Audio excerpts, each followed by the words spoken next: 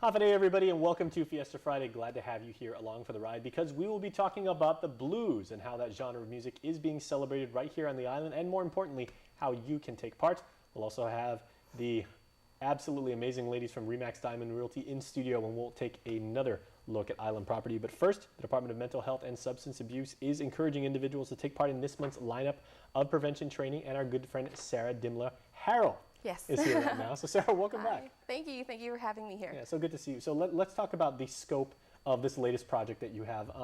Prevention training defined in what context? Well, Prevention and Training Branch is actually a division under the Guam Behavioral Health and Wellness Center. And, you know, as an agency, our vision and our mission is to have a healthy island that makes positive choices for their life. So that includes some substance abuse prevention and suicide prevention. So the trainings that you mentioned earlier, we have skills training on suicide prevention intervention offered year-round, and also in partnership with Department of Administration, we offer stress and anger management classes. Now, who are these geared particularly for? Because I'm thinking, you know, like, are these for professional caseworkers and social workers, or even, you know, like managers in companies like that, or can, you know, just anybody attend that may, you know, like want to improve, you know, like maybe they've they want to help somebody in their community or their family? Right, and thank you for bringing that up. I think a misconception, especially for suicide prevention trainings, is that it's only for the professionals, like you mentioned, like for counselors or for teachers or people who see at-risk individuals for suicide as part of their work or in line with their work. But when we look at the participants that we receive during the trainings, we prove again and again that we see or we encounter people with thoughts of suicide who have died by suicide in our personal life. It could be like a family member or one of our friends, or even on Facebook, like one of our online friends. So it's important that everybody understands that it's important that we all have that skill, or that we're all prepared to know how to respond to somebody who might be thinking about suicide. So to answer your question, it's actually for everyone. There is an age limit, though, for Safe Talk, which is the introductory suicide prevention training. It's 15 years and above.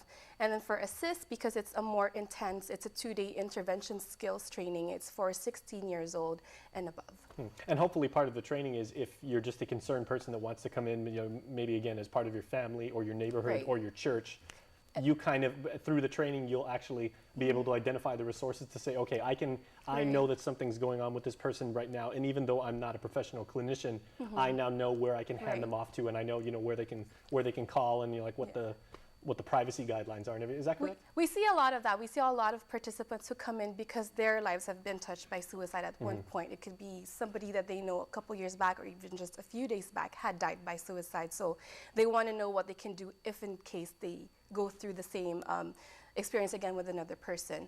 But anybody can come in, even without the experience set, just so they know how to be more prepared. We all know that suicide is a very sensitive topic. We're not comfortable talking about it in a regular conversation. So just with any issue or with any topic, being prepared helps you to be more alert and more aware of how to do or how to help that person if ever you see yourself in that situation. It's almost like first aid, right?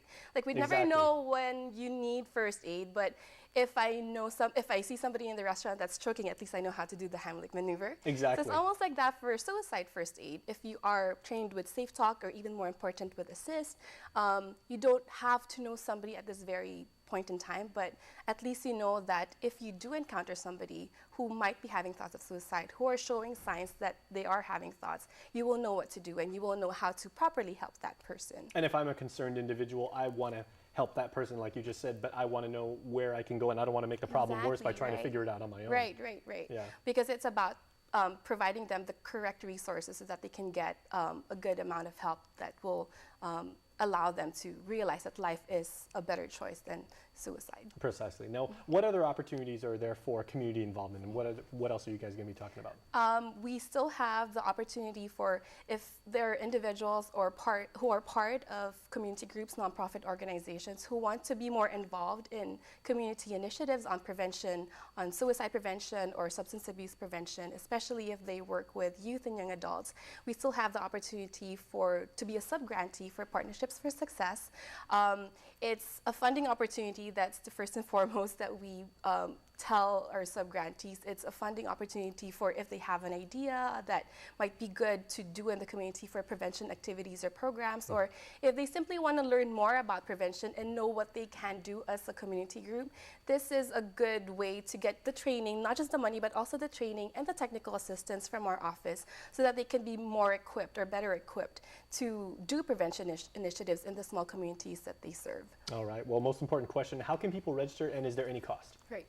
All the trainings that we provide are free. It's also available every month. So for Safe Talk, we have it on January 16th. That's still open. Assist, unfortunately, is already at full capacity since yesterday afternoon only. But we do have a training in February. And for Connect, which is the post-vention training, that is January 30.